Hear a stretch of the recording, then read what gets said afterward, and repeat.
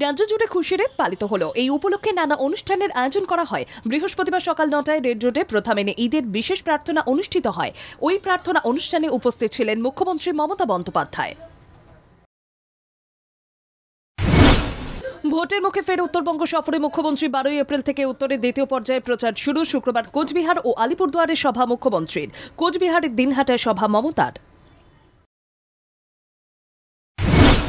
দেহরক্ষীদের সঙ্গে নিয়ে এবার বিজেপি বিধায়কের বিরুদ্ধে দাদাগিরির অভিযোগ। খানাকুলের রাজহাটি এলাকার ঘটনা। প্রকাশ্যে চড়-থাপ্পড় পাম্পের কর্মীদের ছাড়াতে গিয়ে আক্রান্ত একজন। মারধরের ঘটনা রেকর্ড সিসিটিভি ক্যামেরায়। গরমে সীমিত মাছের যোগান, চাহিদাও কম থাকায় বাড়েনি দাম। মাছ বিক্রেতাদের কথা অনুযায়ী শুধু গরমের কারণেই যোগান কম নয়, এই সময় মাছের ডিম ছাড়া হয় বলে নদী সাগরের ট্রলার নিয়ে মাছ ধরাও নিষিদ্ধ। বাসন্তী হাইওয়ের কাঁচাঘেরি এলাকায় পথ দুর্ঘটনায় মৃত্যু একজনের। দ্রুতগতিতে আসা একটি গাড়ির ধাক্কায় মৃত্যু। নাম পরিচয় জানা যায়নি এখনো। পায়ে হেঁটে রাস্তা পারাপারের সময় রান ওভার হিটের কারণে মৃত্যু।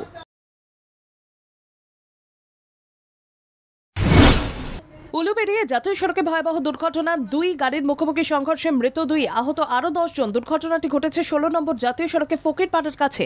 শেষকৃত্য সেরে বাড়ি ফেরার পথে দুর্ঘটনার কবলে পরিবার। পয়লা বৈশাখের দিন ভালোবাসা ও সম্প্রীতির বার্তা দিতে মঙ্গল শোভাযাত্রা। প্রতি বছরের মতো এই বছরও পয়লা বৈশাখের দিন সকাল 8টায় কলকাতার গাঙ্গুলি বাগান থেকে এই শোভাযাত্রা শুরু হবে। ইতিমধ্যেই জোর কদমে প্রস্তুতি শুরু। শিয়ালদহ দক্ষিণ শাখায় সব ট্রেনই 12 বগির হয়ে গিয়েছে। এবার শিয়ালদহ মেন ও শিয়ালদহ উত্তর শাখাতে শীঘ্রই সব 12 বগির ট্রেন চলাচল করবে। পরিকাঠামোর কাজ শেষ করে ফেলেছে রেল। ওয়ার্ক ফ্রম হোম সংক্রান্ত অনেক মেসেজ বা পোস্টে রেজিস্ট্রেশন করা ও তার জন্য অর্থ প্রদান করার কথা বলা হয়। এই ধরনের ফাঁদে পা দিলে প্রতারিত হতে পারেন।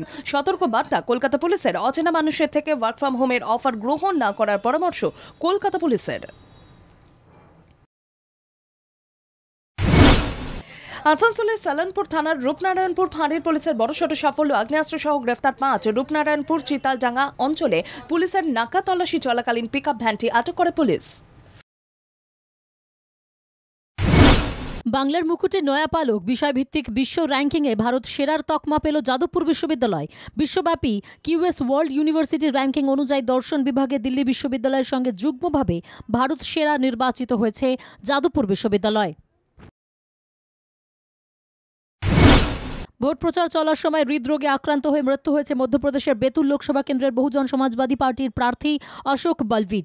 এবার মধ্যপ্রদেশের বেতুল লোকসভা কেন্দ্রের ভোট পিছনোর সিদ্ধান্ত কমিশনের।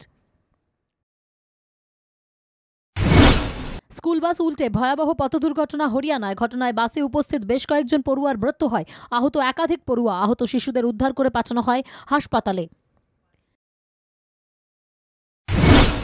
সকাল থেকেই উত্তেজনা ছড়িয়ে পড়েছে জম্মু ও কাশ্মীরের পুলওয়ামায়। বৃহস্পতিবার জঙ্গি ও নিরাপত্তা বাহিনীর মধ্যে শুরু হয় সংঘর্ষ। জানা গিয়েছে নিরাপত্তা বাহিনীর গুলিতে প্রাণ হারিয়েছে একজন জঙ্গি। আমি নয়, বদায়ুতে ভোটে লড়বে আমার ছেলে, কাকা শিবপোলের ঘোষণা। বিভ্রান্তি। ভাইপো অখিলেশের দলে নবরাত্রির দিনে বদায়ুতে সমাজবাদী পার্টির প্রার্থী হিসেবে আদিত্য মনোনয়ন জমা দেবেন বলেও জানিয়েছেন শিবপাল। কিন্তু এখনও অখিলেশের দল সরকারিভাবে প্রার্থী বদলের কথা ঘোষণা করেনি। অ্যালন মাস্কের মাইক্রো ব্লগিং প্ল্যাটফর্ম ভারত জুড়ে বিভ্রাটের সম্মুখীন, জানিয়ে তোলপাড় গোটা দেশ।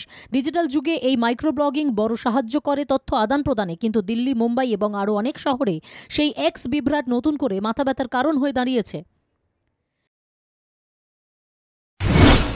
হীরামান্ডি ওয়েব সিরিজের তিলস্মি বাঁহি গানে সোনাক্ষীর নাচ ইতিমধ্যেই অনুরাগীদের নজর কেড়েছে। অভিনেত্রী জানিয়েছেন ওই গানের নাচটি তিনি একটি টেকেই শেষ করেছিলেন। কেরিয়ারে এই প্রথম কোনো নাচের দৃশ্য তিনি একবারে শেষ করেছেন। ঈদের দিন অনুরাগীদের জন্য সলমানের উপহার ঘোষণা করলেন নতুন ছবির নাম। ছবিটির নাম সিকান্দার। গজনী ছবি খ্যাত দক্ষিণী পরিচালক এআর মুরুগাদাসের সঙ্গে জুটি বাঁধতে চলেছেন তিনি। ছবিটি প্রযোজনা করছেন সাজিদ নাদিদওয়ালা। মান্থার ওভার রেটের জন্য এবার কড়া শাস্তির মুখে পড়লেন সঞ্জু স্যামসন। একদিকে বৃষ্টির জন্য টস হতে দেরি হওয়া, অপরদিকে মন্থর ওভার রেট সে কারণে খেলা শেষ হতে প্রায় মধ্যরাত। এবার এই মন্থর ওভার রেটের জন্য 12 লক্ষ টাকা জরিমানার মুখে পড়লেন সঞ্জু স্যামসন।